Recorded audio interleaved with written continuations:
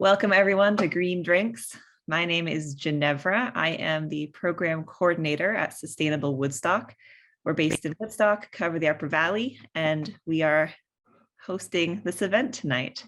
I'm trying to admit you all while I talk. We are a nonprofit organization founded in 2009. Our mission is to inspire, educate, and empower everyone to live environmentally, economically, and socially responsible lives. So you've come to one of our Green Drinks events. These are social events to connect people who have similar interests in the environment. We invite local nonprofits, businesses, individuals to make short presentations to highlight sustainability initiatives that are happening in our area. So that happens every month, third Thursday, typically, and that's what you've come to tonight. So our next Green Drinks, I'll just do a quick plug, is going to be February 17th and is on how Efficiency Vermont, can help small businesses. So we're going to be joined by Becca White from Efficiency Vermont to learn how Efficiency Vermont can connect local businesses to resources and help them save energy and money, and what incentives are available to help them get started. So we're doing that especially now because for a limited time, Efficiency Vermont is conducting free energy consultations with businesses and business owners in Woodstock and the general surrounding area. So we're really excited to have Efficiency Vermont partnering with us and to feature them in the next Green Drinks.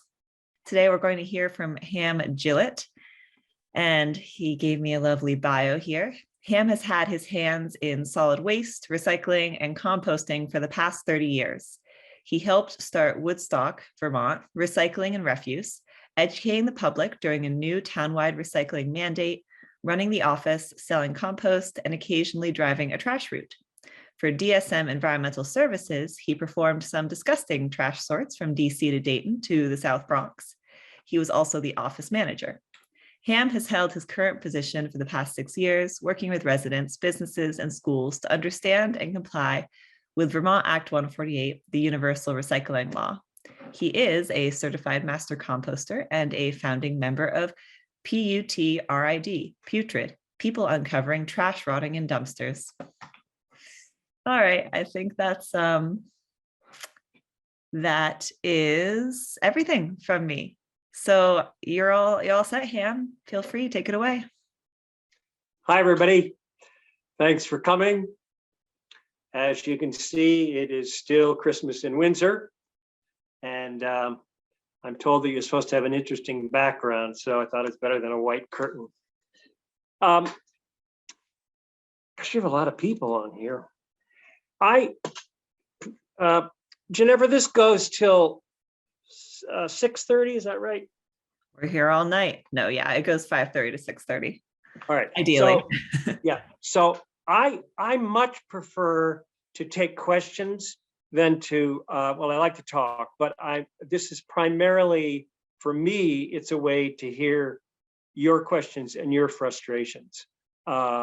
So I will talk a little bit, but if anything I say prompts you to think of something else you want to talk about or ask, please jot it down.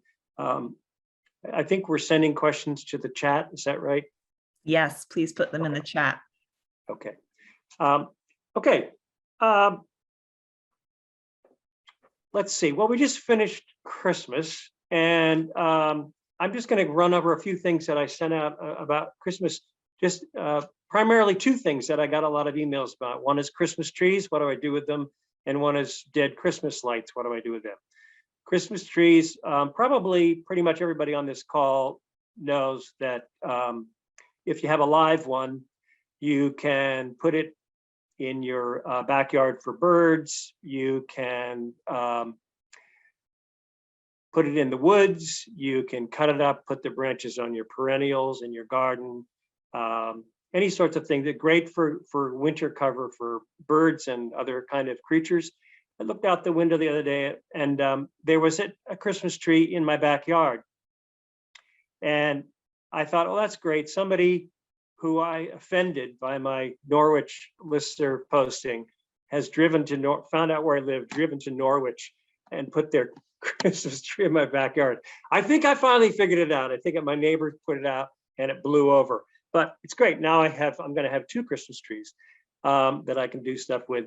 The other is Christmas lights. The Lebanon landfill, Lebanon Solid Waste District will take dead Christmas lights and they get stripped down and the wiring is recycled. I don't think the lights and the actual plastic is, but and that leads me to my other point about there's been sort of you probably may all be aware of this, but the Lebanon landfill as of September 1st requires everyone to have a windshield permit or a permit on their phone to get into the facility. That's caused a lot of consternation.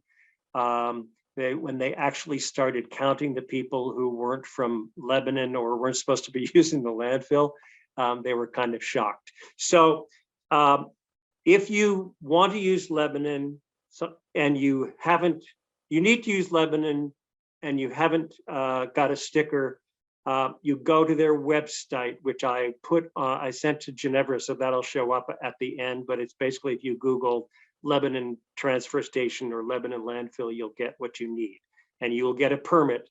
It doesn't cost you anything, and then you will be able to go and use their facility. I'm finding that the Hartford transfer station is beginning to take fewer things, also leading to some frustration for those of you who might use it. They do not and have not taken any construction debris for the last 2 years, and Lebanon does. So that's something good to know if you're in the contracting business or even if you're doing a do-it-yourself job. Okay, another question that I get a lot of times is, what is recyclable, or what do I do with this number 2 something or other? And I always tell people, what you can if you take your materials to a transfer station, a recycling facility, or a fast trash Saturday drop off, whoever picks up your recyclables and takes them someplace, that is dictated. That dictates what you can recycle. In other words, people who live in West Fairleigh get picked up. They have a Saturday drop off. Their hauler, it happens to be based in New Hampshire, but he takes his recycling to a different place than where Thetford or Norwich or Stratford or Able Waste in Woodstock or Heartland take theirs. So I'm always going to ask you, if you ask me about a certain material, I'm going to say, what town do you live in? And then I can tell you where your recyclables are going to end up and be processed. And that dictates what you're able to recycle. It's not the same statewide. The only thing that is the same statewide is the recyclables that are listed in the Universal Recycling Law, and I call those the statewide 6. And in terms of plastic, that is 1s and 2s. Some facilities will take 5s. You got to ask. And some facilities will take 4s, but you got to ask. But the state requires everyone to recycle their 1s and 2s, along with tin cans, aluminum, paper, cardboard, glass, etc. I'm sure I'm leaving something out. A lot of questions about, I hope somebody's going to ask me about composting and food scraps. We got a ton of questions last year after it had first been set into law. And I'd be interested to hear how those of you who are composting or sorting food scraps, I hope you're all doing that, what you're doing with it and what problems you're having. The biggest issue I always hear about is bears. And I have a couple of suggestions for that. A new website. I have this really cool, she was an intern, but she goes to Plymouth State. Her name is Kennedy, and she has redone my website for me. And we have a new URL, which I'm also going to be posting at the end, but it is guvswmd.org. There used to be no M in there, but now there is. So guvswmd.org. And she's created a really cool, if you're looking to, if you want to find out what to do with something, we have an A to Z guide. And Kennedy created this thing where you just, think you just type in like the first couple letters of the item and boom, it'll come up on the list. You used to have to scroll down alphabetically. So pretty pleased about that. Hazardous waste collection events, we have actually scheduled them for 2022. The first one is they're both, hopefully, fingers crossed, going to be at the Hartford Transfer Station. The first is going to be on Saturday, July 9th from, oh gosh, I don't know, 9 to 1. And the second one is going to be on Tuesday, September 13th, also at Hartford, from, I think it's 1:30 to 5:30. We have to run them for 4 hours, but I will be posting that long before the events happen. So just want to let you know about that. There's also one for those of you who live in Vermont or West Fairleigh. You are invited to use the hazardous waste event at the Bradford Town Garage, because you are so far north in our district. And I don't have a date for them yet, but you'll hear about it. Talking about hazardous waste, we've been getting all sorts of warnings from our contractors who run these events, saying that the cost is going to go up a minimum of 15%. We are now paying this past year for a 4-hour event. We paid $29,000 for one and $32,000 for the other. Just to set up costs close to $10,000 just for the crew to come and set up. And that doesn't include disposal of any of these things. And they pick up all this stuff in Hartford, and then they ship it all over the country to whoever will take a certain material. So some goes to North Carolina, some goes to Ohio. I had a acquaintance from South Stratford who called me last year, and he had found a vial of his father's liquid mercury, and $500, because it has to go in a 55-gallon drum. If that's the only thing that goes in there, it has to be packed. So I tell you this because, and again, I think that a lot of you on this call are probably already very environmentally aware, sustainably aware, but I tell you this because every time you go into a hardware store or a feed supply store, I'm going to say hardware store, and you reach for that bottle, that can of wasp spray, or you want to get rid of the grubs in your lawn and you buy weed killer or herbicides or pesticides, that's all stuff that ends up, when you don't use it, it ends up being brought to one of these collections, and the costs are astronomical, and they're only going to keep going higher and higher, and the state has less and less money to reimburse us. So this is statewide. It was just a meeting today with all the solid waste district managers about what are we going to do, how are we going to pay for these events. So I plead with you, please consider alternative materials for your yard and your home, and spread that word to your friends and neighbors. Batteries and bulbs. People can ask me about that. I'm not going to go on about that, but if you have questions, I'm happy to answer them. Electronics, I'm happy to answer those questions. I do want to say something about regarding electronics. what is, according to the state, what is a covered electronic versus what is a non-covered electronic. The state requires every transfer station and recycling facility in the state to collect televisions, computers, computer peripherals, that includes desktop printers. That includes, keyboards, mice, cables, laptops, iPads, everything. They are required to collect those for no cost. You may, depending on where you take those materials, you may have to pay to get into the facility or have a sticker on your car, but the disposal of those materials are free. Everything else, your telephones, a floor printer, fax machines, those sort of things, those are considered non-covered by the state, and you may or may not be asked to pay something to dispose of those. Now, if you take them to Hartford, for instance, they will take all your electronics, but they may charge you for any non-covered item.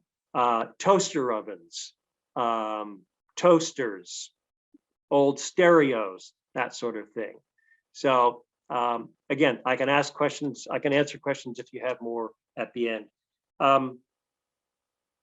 You've probably been hearing about something called extended producer responsibility, and that is in the legislature being discussed right now. This is happening, it's already happening in Europe, it's happening in more and more states in the country. We are trying to make it mandatory that whoever manufactures a product has to pay the cost of its end of life, because all of us towns, solid waste districts are paying enormous amounts of money to send this stuff to the landfill. Paint care, call to recycle, paint care is paint, call to recycle is batteries and cell phones, and fluorescent bulbs. Those are three products that in this state we basically have extended producer responsibility. If you want to sell electronics in this state, you have to pay a large amount of money, which covers the cost of those being recycled. If you buy a gallon of paint in this state, you pay 99 cents on top of the regular price. That pays for the paint care program. And bulbs, fluorescent bulbs, CFL bulbs are different. You don't have to, I don't know whether you pay extra for those or not, but those are the three materials that already we are making the producer, the manufacturer cover the cost. It's happening with packaging, all kinds of packaging.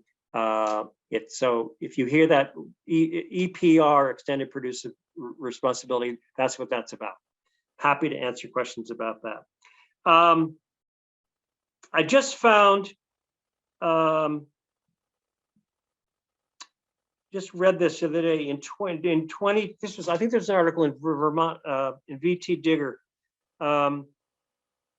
In 2020, 2 years ago, Vermont sent 74,000 tons of household waste and 17,000 tons of construction debris to facilities outside of Vermont, New Hampshire, and New York. So it's big.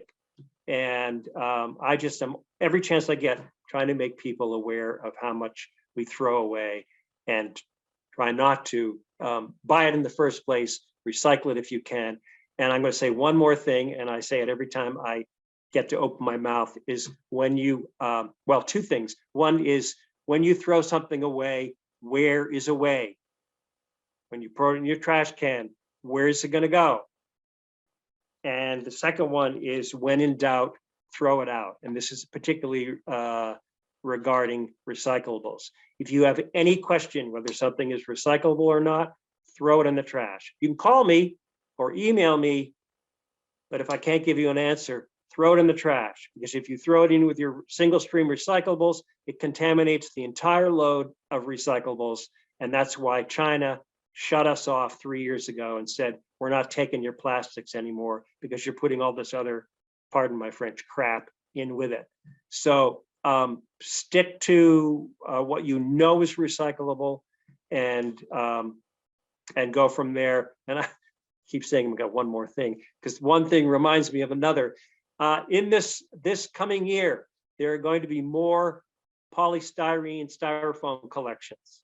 We're working on it. There are going to be 2 in Lebanon, 1 in Hanover. Again, that is not recyclable, and no kind of peanuts or polystyrene, anything with the number 6 on it that looks like styrofoam is not recyclable in your single stream. And all of it's going to the landfill at the moment. So we are trying to pull that out of the waste stream and find ways to collect it.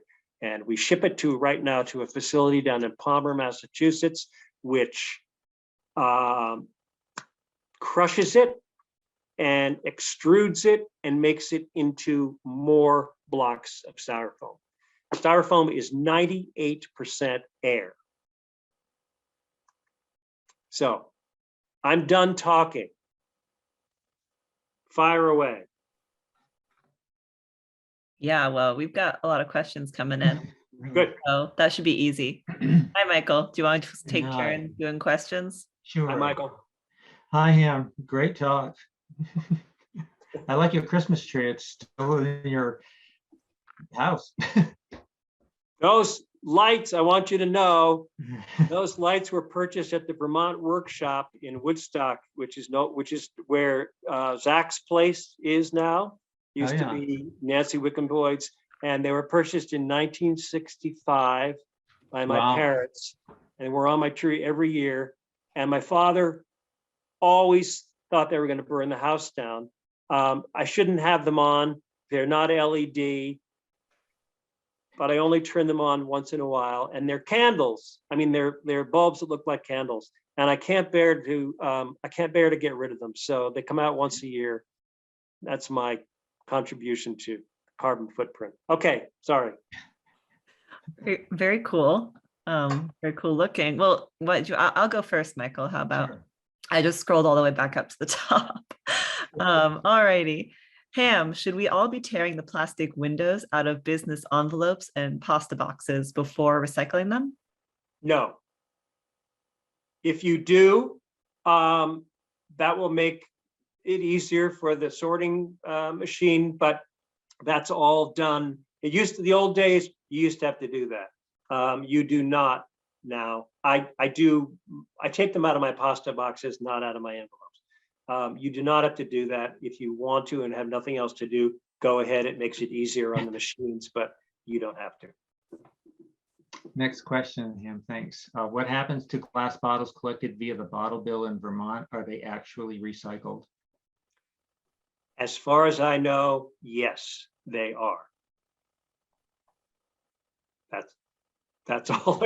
So I don't know much about them, but yes, they are. I will say that some non-returnable glass is not.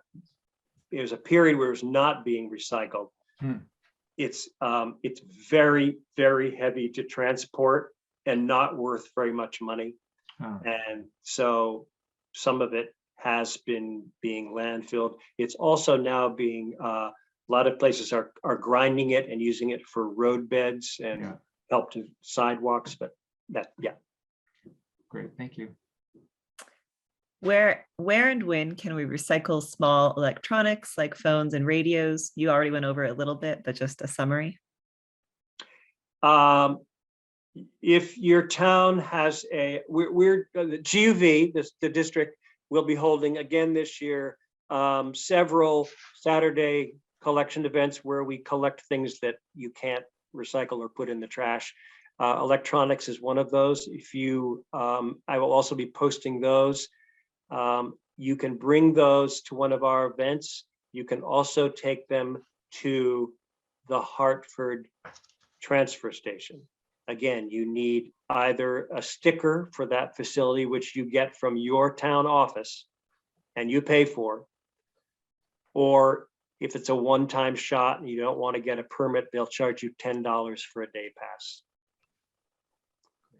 I hope that answers your question. And some things like toasters and toaster ovens end up going into metal recycling, actually, because they're, if anything is 70%, anything that's 75% metal, at least 75% metal, usually will go in metal recycling.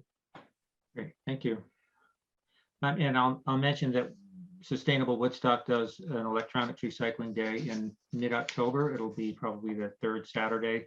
Still needs to be confirmed the exact date, but we will put lots of publicity out about that, and we work with Ham on that event. So Thank you. keep an I eye forgot out about for that. So next question, Ham, is are the cardboard containers that cream, i.e. half and half, etc., come in recyclable? No, they're not. They used to be coated in plastic, in wax. They're now all those things: juice, cream, eggnog. Those are all coated in plastic, and they're not recyclable, as far as I know. I've been recently on Casella's website, and I do not believe that they are recyclable. Thank you. A composting question. What should you use for brown in the winter? And if you're not burying the compost, but using a composter, how do you keep the bears from destroying the composter? I knew we'd get one. Browns in the winter. Here's what I do. I rake up my leaves and I run them through a leaf shredder chopper, which I got at the landfill. Somebody was throwing it away. And I fill a large trash can with shredded leaves and cover it. And every time I put some food scraps in, I put some leaves in. So that is the easiest thing to do if you have space to even if you can't shred them up, you can mow over them. If you have some place where you can put them in a pile or in a container, I actually have a 55-gallon drum that I put them in. That's the best thing to do, or store them in your garage, put a tarp over them, whatever. Other than that, wood chips, wood shavings, shredded paper is fine. If you have a paper shredder, you can put your shredded paper in your compost. It's not going to break down in the winter, but once it warms up again, it serves as a good brown material. Thank you. So I have a comment and a question. Someone mentions that they have heard that goat farms really like Christmas trees. Yes, thank you for that. Some do, some don't. There's a goat farm in Windsor, and I called them just before Christmas, and the guy was very nice, but he said, no, thank you. It is tough on the digestion for the goat's digestive system. And I thought that's why goats love them, because it didn't matter what they ate. When I was a kid, you were supposed to be able to feed them tin cans, but I think it depends on it. And then I heard from two other people who said, yeah, my neighbor has a goat, and I gave them my Christmas tree, and they're very happy. So call and ask, and you might get a yes, and you might get a no. Great, thank you. The question was, is there any way to recycle CDs or DVDs in the Upper Valley? No. The Listen Center and I think the Cover Store will take, they're selective, but I think that they will take CDs and DVDs. Again, call and ask, don't show up with a carload full of them and get turned away. There's a place called, if you Google, it's called Green Disc, Greendisk. They're based in Michigan, Wisconsin. They take them, they charge, you have to pay for the shipping. There's also a really cool place up in Barry, and it's run by the Central Vermont Solid Waste District. It's called the ARC, the Additional Recyclables Collection Center. I beg you to Google them. They take all sorts of things that we can't recycle. I just drove up. I have friends who live near in Middlesex, and I was driving up to see them, and I stopped at the ARC and I took 75 VHS tapes that I'd collected from friends, and they're all being recycled in the cases. So I think I'm pretty sure, I know for a fact that the ARC will take DVDs and CDs.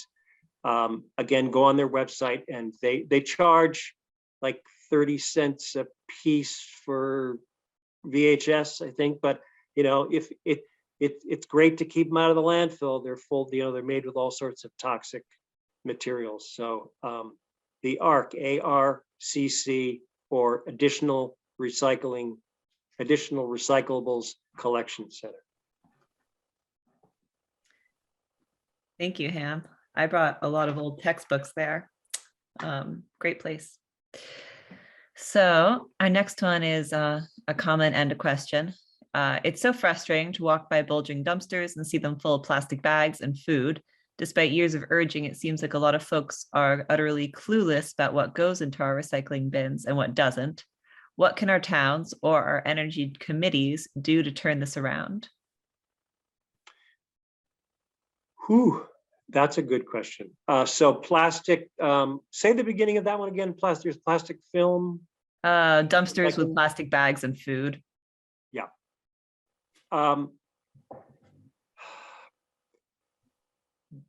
That's a really tough one. Before the law passed, one of my colleagues and my jobs were to travel all over and talk to every restaurant and every food generator and make sure that they were online doing it. There are always going to be a number of people who don't do it for whatever reason. There are people who are can't do it, physically can't do it. And then there are people who I had one woman tell me last year that it was government overreach. And so there's a certain sector, people who they're not going to do it. To answer your question, I think it's just, you have to keep hammering away at it. Energy commissions, you need to put signage out. You need to do one of these events. It's been going on for a year and a half now, and I think it's time for sort of a recalibration from the state and from all of us. The low-hanging fruit, the people who do it because they thought it was the right thing or do it because it's the law, those people are all doing it.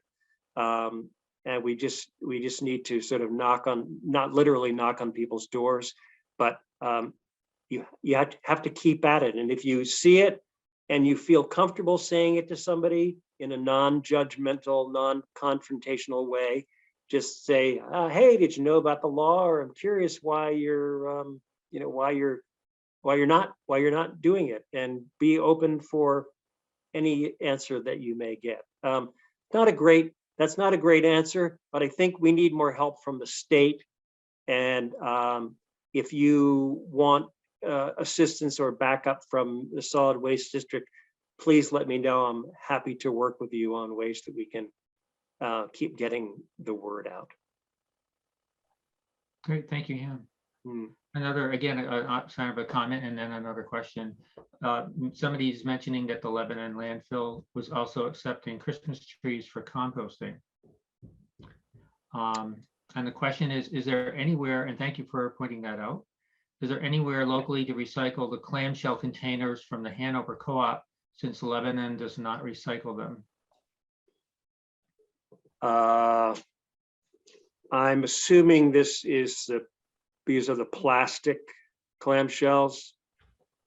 It doesn't say, but I would imagine. Okay, no. First of all, black plastic of any kind is not recyclable at the moment, for two reasons, which I understand. One is that the scanner in the sorting facility can't pick it up because it's black against a black conveyor belt. So the scanner doesn't see it. The second is that black plastic can only be made into more black plastic. And so if you're collecting all different colors of plastic and you get black in there, black's going to mess up whatever you're going to, whatever you're going to turn that plastic into. So that's one answer about the clamshells. As far as I know, there is no place to recycle those at this time. And what about the ones that are all clear rather than having a black bottom on them? Those are, I think those are, if they say PET number 1, have the circle, the recycling triangle on the bottom, and they say PET, those can go with your number 1. Those can go with your number 1 plastics. Okay. Somebody relatedly says, Sarah says, you reuse clamshells. Oh, it's Leanne to Sarah. I reuse clamshells for holding my compost until it goes out to the pile. Yeah, and then she says, we'll see what Ham says, but I think you can put them in Casella's zero sort recycling. So, there are lots of ways that, you can plant your seedlings in them this spring. I go to a big family Thanksgiving every year, and we use them for, leftovers. Everybody takes home leftovers in them. So, that's a tough one. All right, thank you. Next question. Our food scrap bin is disgusting. I suppose we must take turns cleaning it weekly. That's up to you. Weekly, daily, depends on how many people are in the household. Yes. Yeah, I'm assuming this is the food scrap pail that's going out to the compost. I would assume so. Yeah, they get disgusting, particularly in the summer.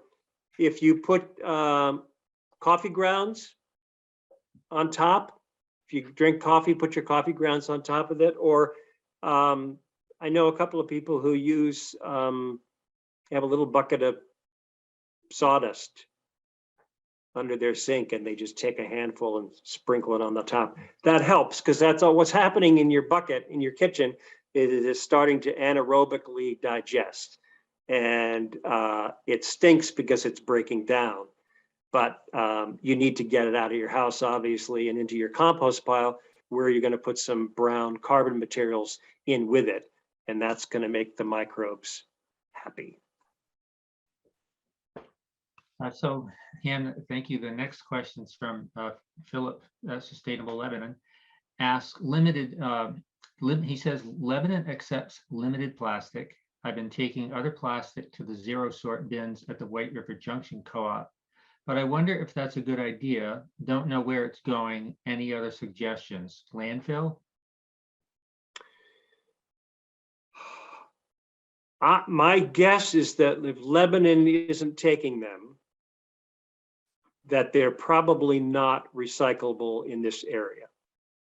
And I would not take them to the White River Co-op unless you're absolutely sure that what you're putting in there is recyclable. Otherwise, you're just driving it to the co-op and contaminating their recyclables. So that's happy to talk about that one more if you want to email me or call me. That's my guess. Thank you. Great, thank you.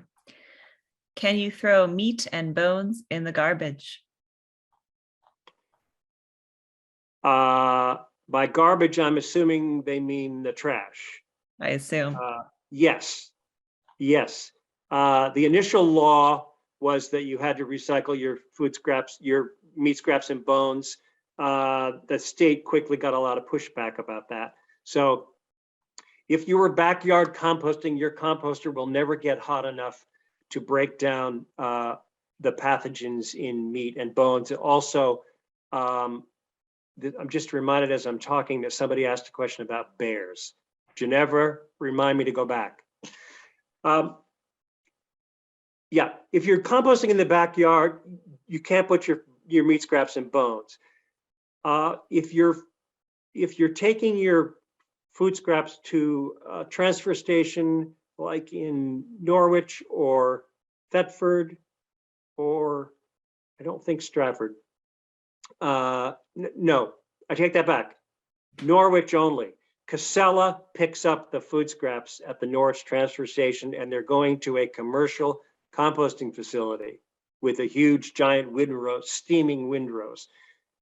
You can put your meat scraps and bones if where you're taking them, dropping them off, they're being taken to a commercial facility.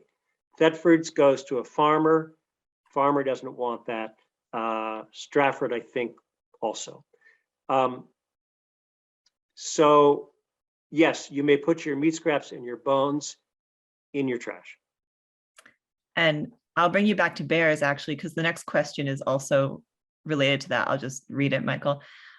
This person's agreeing about the food scrap issue. I live in a New Hampshire village, would like to compost food scraps, but I have an ongoing serious problem annually with skunks in my backyard where I would compost. Even if I used a plastic composting tumbler, wouldn't recycling my food scraps outdoors be more likely to draw additional skunks or other critters? So we have skunks and bears. Lucky you. Oh my. Yeah. So first of all, my composting guru, Kat Buxton, says if you do it well, it doesn't smell. So black bears can smell black oil sunflower seed from a mile away. Once they smell that in your yard in your bird feeder, they know where to find food. They may not initially be headed to your composter, but if they come for the bird seed and sniff around and see that you've got another food source, there you go. You should never look, if you're backyard composting, you should never look in your pile and see, you should never be able to see any food. You should always cover it with brown material when you throw stuff in there, or dig dig down and make a sort of a nest and pull the brown stuff away, and then put your food scraps in and cover them back up. And that will help with the smaller critters, the skunks and such. Bears are a huge problem. I've heard people put ammonia on a rag, pour that on their composter. Excuse me, some people will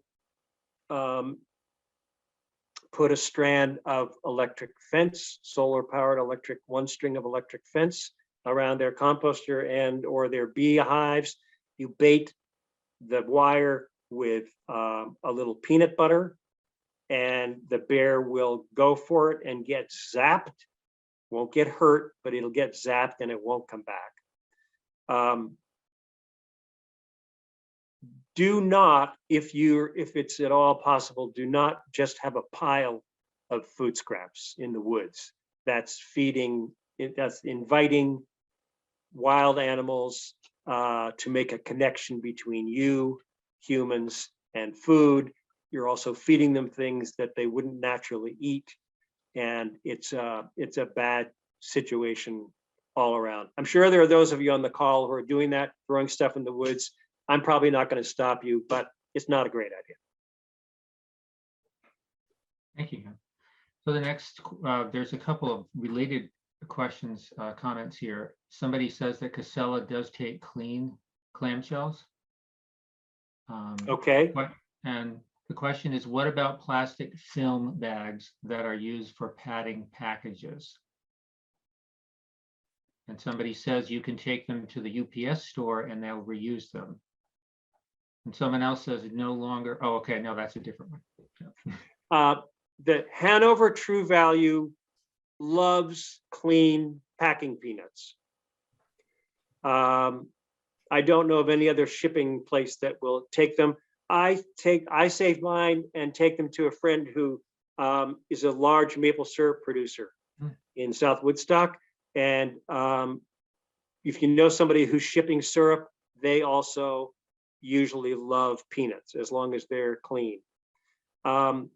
In terms of the, as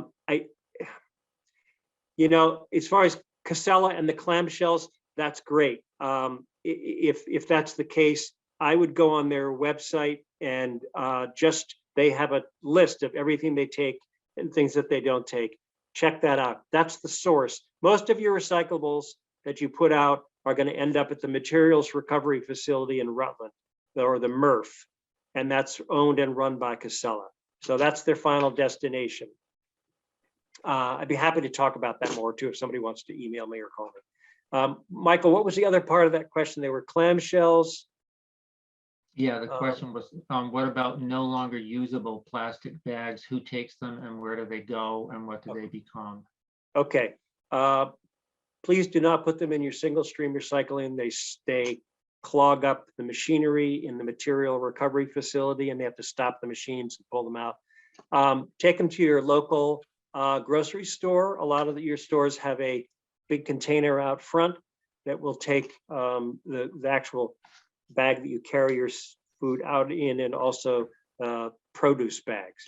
Make sure they're clean and make sure they're dry.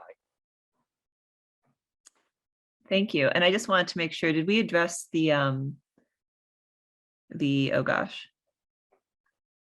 plastic film bags that are used for padding packages? If they're, those can also go with your plastic film, your plastic bags. But I don't believe that they want the bubble wrap, because those have, I don't know how the bubbles are made, but if the packing pillows, if that's what you're talking about, pop them. They can go in with plastic film.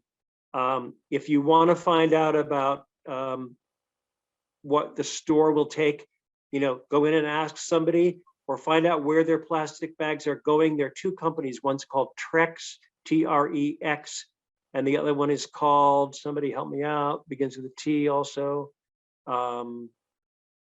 Anyway, Google Trex, T-R-E-X, and find out what they accept. Again, that's the end use. So find out what they accept and work backwards, find out what the store will take. That wasn't a very good answer, but call me if you need more information. And I'll read out the next comment since I sort of piggyback there. The Hanover UPS store at Ace Hardware will not take any of the plastic packaging for reuse except styrofoam peanuts. You may have different results asking at different UPS stores. That's a comment. Yeah. And then Hannaford takes them, someone says. Okay, so another question. I just want to add on to that. I know that the town of Thetford, the Thetford transfer station, collects a lot of plastic film in huge bags, and somebody in Thetford drives it to Hannaford's and puts it, I think, out back with their other recycling. My theory on that is it's great that that's happening, but I don't think that Hannaford's in New Hampshire should be responsible for recycling Vermonters' plastic film. But it's great that it's happening on that small scale. Mm-hmm. Thank you. I'll read the next question here. Ham, as the Coventry landfill gets ever closer to full, is our state government getting closer to starting a waste reduction campaign? Is there any other way around it? That sounds like it was from Diane Folds. She's shaking her head. No, you sent me that article, Diane. There was just that was in VT Digger, I think. Yes. Yep. Okay. And I don't remember the date on, but I just read that article this morning. Yeah, Coventry is it. And they can only expand one more time, build cells one more time. Supposedly the Lebanon landfill has room for, don't quote me on this, 30 more years. It's a huge problem. And yes, the state of Vermont is doing a lot. They could do more, but everything we do in terms of finding one more thing that can be recyclable and doesn't have to go in the landfill. Food scraps is a big one. You know, every time you throw your food scraps in your trash, it's going to the landfill. Doesn't need to. Space you're using up in the landfill. Same with styrofoam. So yes, the state is working on it. Everybody's very aware of it. It costs millions of dollars to build a new landfill, and obviously nobody wants one in their backyard. So I think at some point we're going to, in the not too distant future, we're going to be having to ship our trash out of state. And so New York or New Jersey or Utah or whatever, or Ohio, is going to end up with our trash because we're producing so much of it. Thank you. And one more sort of observation on the plastic film. It says, and the plastic film air pillow from packaging also can go the same place as plastic film bags. The next question is, I still save dead alkaline batteries, even though Lebanon says I can put them in the landfill. I would appreciate your thoughts on what's best for me to do with these, i.e. find a place that recycles them or landfill them, besides no longer using them. Wow. There is no battery, there's no ban on throwing batteries in the trash in New Hampshire. So if you live in New Hampshire and you want to recycle your batteries, you can take them to, I think, Home Depot, possibly Staples, possibly Best Buy. Again, if you're there, ask them. But in Vermont, we need to keep all of our batteries out of the landfill. It's not mandated, but we have a way to recycle all batteries. And you can take your batteries to, if you're, a lot of transfer stations collect them, and Hartford takes them. Even Able Waste, who runs Fast Trash in Bridgewater and Heartland, will take batteries. I know because I collect them in 5-gallon buckets and sort through them and ship them. The company is called Call to Recycle, another really cool company. If you want to check and see, they have a locator on their website. You put in your zip code, and it'll show you where the closest place is. But alkaline batteries, absolutely do not throw them in the landfill. New Hampshire is so backward in that regard, and recycle them. Great, thank you. Next question. I want to know what to do with small appliances like electric shaver, back massager, etc. I couldn't find any place that takes those. Again, I would try bringing them to one of our electronics collections. You can also, if you want to find a definitive answer, the company that picks up all of our electronics at these collections is called Good Point Recycling. They're based in Middlebury. Great company.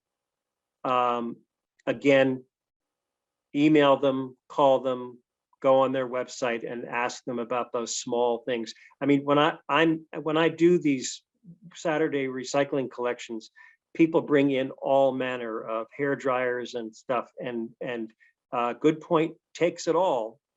And I think they do a really good job about breaking the stuff down and recycling the plastic. But those are definitely not covered for the as far as the state is concerned. Thank you. Comment, Price Chopper also has a bin for plastic bags. They are also used for Trex decking, which is all made from recycled plastic. Yes. Question, are the fees for non-covered items consistent from transfer station to transfer station? No.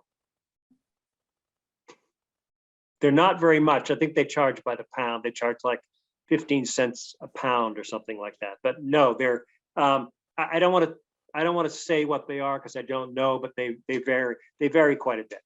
Okay. Not consistent. Thank you. Someone's commenting here that there's a state program in Vermont to collect alkaline batteries, and a few places open to the public. In Williston, Shaw's and Hannaford's have bins for the plastic bags. Okay.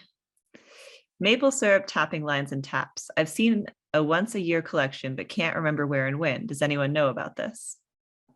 I do. Michael does. Yeah. Michael, you were there. So far, there is one. It is in South Woodstock at the fire station, the first Saturday in May. And it's in South Woodstock because Mary McQuaig of Top Acres Farm in South Woodstock is on the Windsor County Maple Producers Association. I think she may even be the president. And I think that's one of the reasons that it's in South Woodstock. But we just did our second one this past November. We collected, filled a 40-yard roll-off container Amazing. with tubing and spigot and spouts. There are restrictions in terms of you have to put your some of the older lines and spigot and spouts are made of a different kind of plastic, which are not recyclable. So I am not going to get into what they take and what they don't.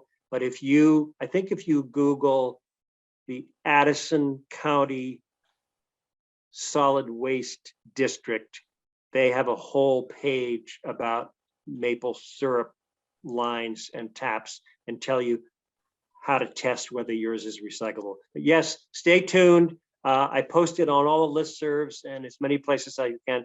As far as I know, we'll be doing another one first Saturday in November.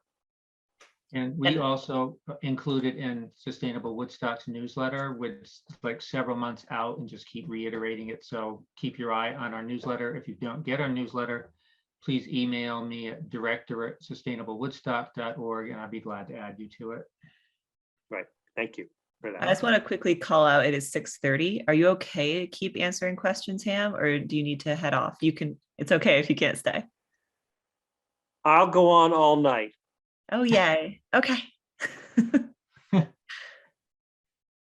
don't know whose turn it is, Michael, but the next question is one that I actually posted, so I'll read it. Darn Tough mailed me socks in a black plastic bag, and on the bag it said it was backyard compostable. Should I trust it? Do you know? No. Well, that's terrible of me to say. Try it. Try one and see if it composts, and if it doesn't, call them and tell them. But it sounds to me like if it's compostable plastic, it might compost in a commercial facility, but not in backyard. But I don't want to say that I don't want to say that that's that it's false advertising, because it might work. It might work. Maybe I'll try it. Okay. Thank you. Try it.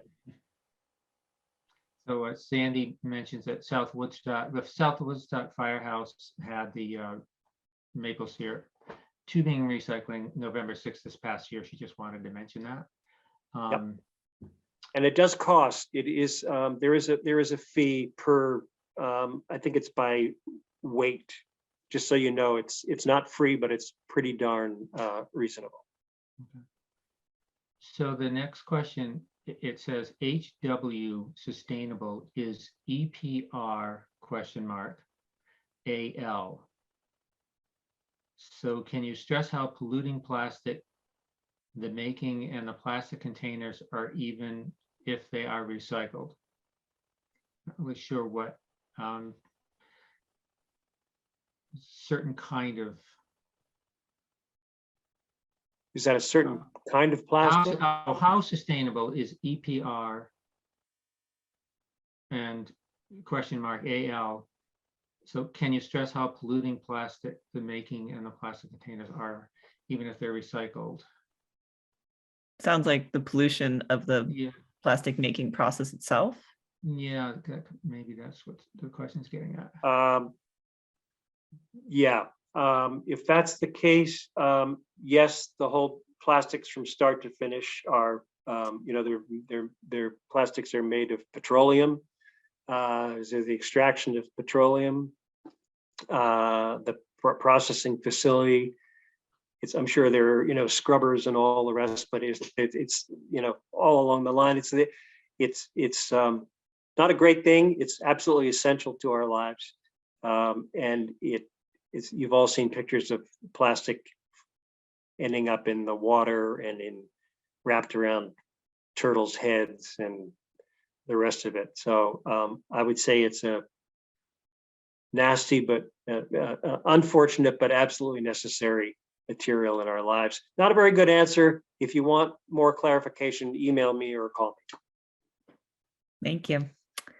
How do we handle glass bottles that have small plastic pourable inserts that are almost impossible to remove, like soy bottles, I guess soy sauce bottles? If you can't get them out, I would just put them in your recycling. They're going to get crushed and the plastic will undoubtedly be removed. Next question is, do we need to buy our dairy products in glass? No? Yes? If you want to avoid using non-recyclable container, buying it in a non-recyclable container, yeah, it's a great idea. It's more expensive. Judy Lowell is raising her hand. Oh, you're waving. Okay, sorry, I thought you had something you wanted to say. Yeah, glass is preferable, even for storing food as opposed to putting it in plastic.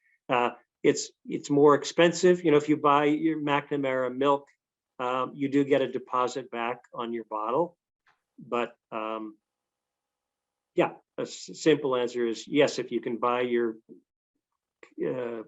liquids in glass, do it. Thank you. I'm skipping over comments just given time. I'm going to questions. As far as I could tell, ARC in Barrie does not allow people outside of their district to bring stuff.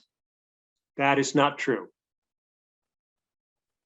I've called and asked them several times about that, and there may be a restriction on that due to COVID or lack of help, but I was just up there before Christmas, and they said I talked to the manager of the facility. He said, absolutely. Call them, before you drive up there with a load of stuff, call them or email them and just double check. But as far as I know, they're open to the public. So the next actual question, there's a lot of comments, which are really great that everyone's sending a lot of comments about where things can go. But the next question is, what is the ratio of brown to green when composting? 3 to 1. One bucket of food scraps, 3 buckets of brown, of carbon. Great, thank you. This question is, what about paper labels that are on clean and dry plastic bags?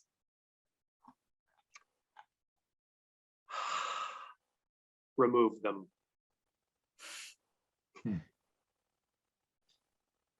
Next one is, so where should bubble wrap go?